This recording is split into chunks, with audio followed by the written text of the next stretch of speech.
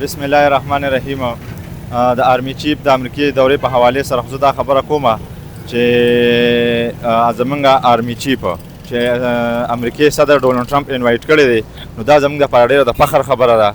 دا زه خلکو لپاره دا یو میسیج دی چې کوم خلکو به وي چې دا د امریکای غلامان دي او ډنګري دي او پلانکي، نن تاسو ته پته ولګېده چې زمونږ آرمی چیف په ټوله دنیا کې سرفخر دی او سرفخر بلند دی او موږ هم ستاینه کوو. او پاک فوج زنده باد. او بله خبره دا کومه چې کوم خلک وایي چې پاک داسې پاک فوج داسې او پاک فوج داسې، دا یو بزدلانه خبرې دي. دا د زمونږ قوم سره یا زمونږ پاکستان کې چې کوم خلک دننه دي یا بهر دي او دا خبرې کوي، نو دا قوم سره غداري ده.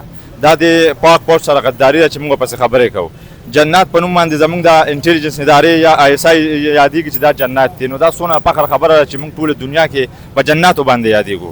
نو زه د خپل پاک فوج ته سلام کوم او خیر تحسین ورته پیش کوم چې دا کوم انډیا له کوم شکست ورکړ او نن په ټوله دنیا کې زمونږ آرمی فوج چې کوم دی یا پاک فوج چې کوم دی دا سرفخر سره بلند سره روان دی.